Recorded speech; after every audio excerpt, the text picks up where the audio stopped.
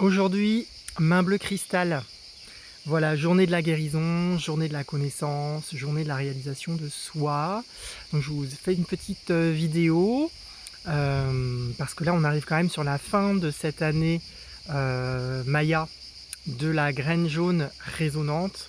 Donc là j'en discute quand même avec pas mal de personnes autour de moi parce que c'est très compliqué, il y a beaucoup de gens qui pètent des plombs, les gens sont très hypersensibles, c'est pas évident, hein. Mais bon, de toute façon, je vous avais prévenu l'année dernière, si vous avez vu ma vidéo de décodage de cette année de graines jaunes résonantes, du coup, vous savez que le défi, c'était la réceptivité.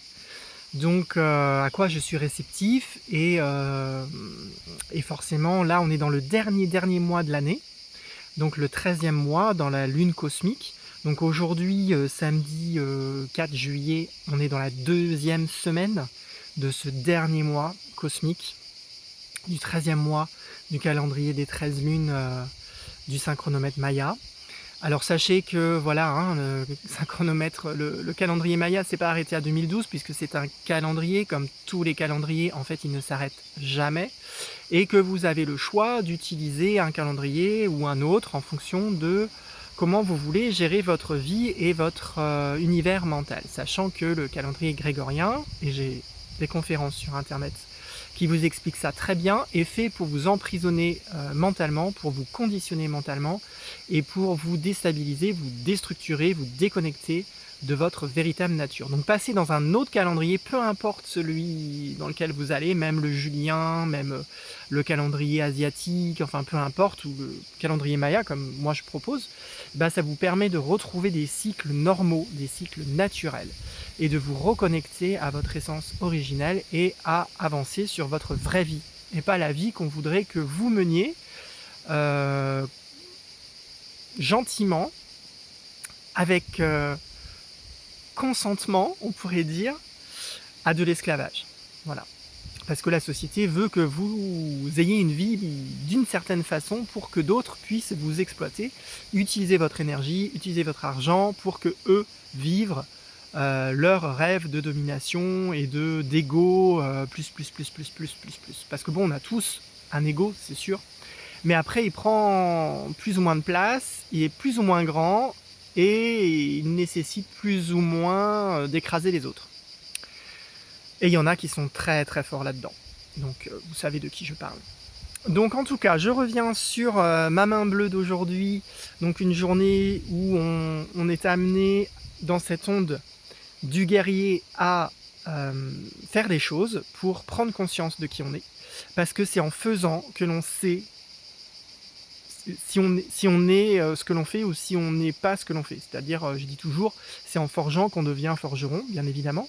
Mais si jamais, à un moment donné, vous allez prendre du métal et vous allez commencer à forger, jamais vous saurez si vous êtes doué là-dedans. Jamais vous saurez si c'est votre truc. Mais ça, il faut que vous le fassiez parce que vous avez envie de le faire, et pas parce que c'est bien de le faire, parce que dans la société, on vous dit qu'il faut faire ci, qu'il faut faire ça.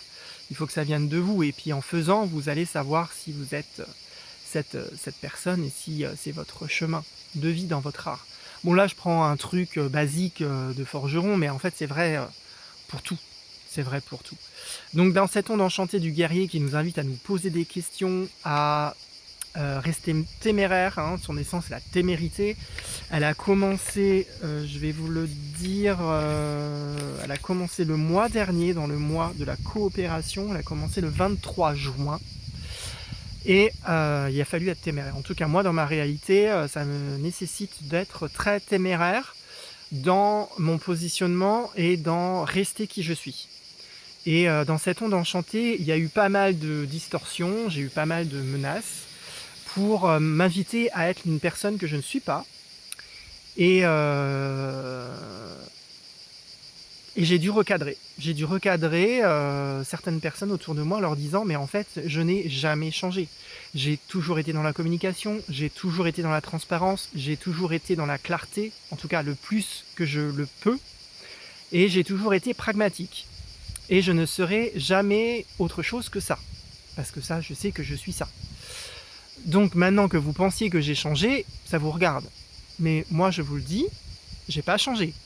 Maintenant que vous ayez des problèmes c'est dans votre mental. Mais c'est clairement pas la vérité, c'est clairement pas ce qui est. Et puis j'amène des preuves. Donc j'ai dû recadrer pas mal de personnes qui sont perdues dans leur prison mentale, hein, mais bon, ça c'est tout le monde. Moi aussi, hein, j'ai les miennes. Mais en tout cas, ça m'a demandé d'être très téméraire, de rester très en mode guerrier et toujours sur qui je suis. Et à pas flancher là-dessus. Donc bien évidemment, ça m'invite moi à me poser des questions, forcément, du pourquoi je me fais tout le temps attaquer en mode guerrier. Et aussi les autres, hein, j'espère qu'ils se posent les mêmes questions, à savoir mais pourquoi ils ont changé d'avis sur moi alors que moi j'ai jamais changé. J'ai jamais changé de position, j'ai jamais changé de vérité, j'ai jamais changé de valeur. Donc pourquoi eux, à un moment donné, ils se sont dit mais en fait il a retourné sa veste, alors que non, jamais de la vie. Jamais. Voilà. Ils se sont fait prendre par la matrice, ils se sont fait prendre par leur propre mental, ils se sont fait prendre par, par ce qui est leur histoire, hein, en fait, c'est pas la mienne. Donc j'ai pas à définir et à dire quoi que ce soit là-dessus, ça regarde ces personnes-là. En tout cas, aujourd'hui, c'est une journée de guérison et on va continuer ce chemin jusque demain. Voilà, parce qu'aujourd'hui, on a la journée cristal, la journée du partage, de la coopération, de l'universalisation, et je m'étais dit c'est bien de faire cette vidéo-là aujourd'hui, puisque demain c'est la dernière journée de ce guerrier, donc l'étoile jaune cosmique, parce que le guerrier, si vraiment on reste téméraire à qui on aboutit à l'étoile. On réalise l'étoile que nous sommes, on réalise l'être artistique, l'être de beauté, l'être élégant que nous sommes, c'est-à-dire avec nos valeurs. Et des vraies valeurs, des valeurs du cœur, des valeurs d'intelligence, des valeurs de sagesse.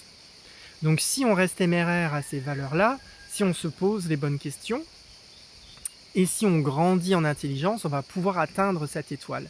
On va pouvoir être dans cette présence de l'élégance, de l'embellissement de ma vie avec les valeurs que je porte et les vivre, évidemment si on se pose les bonnes questions, comme moi, hein, ça ne veut pas dire qu'on les a tout de suite, mais en tout cas, la première étape, c'est de se poser les questions.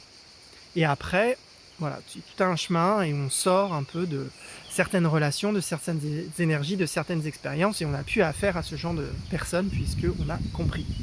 On s'est posé la question. Et tout ça pour vous dire aussi que c'est l'antépénultième onde enchantée de cette année puisqu'on est dans le dernier mois. Ensuite, on va traverser, du coup, à partir de lundi, l'onde enchantée de la Lune.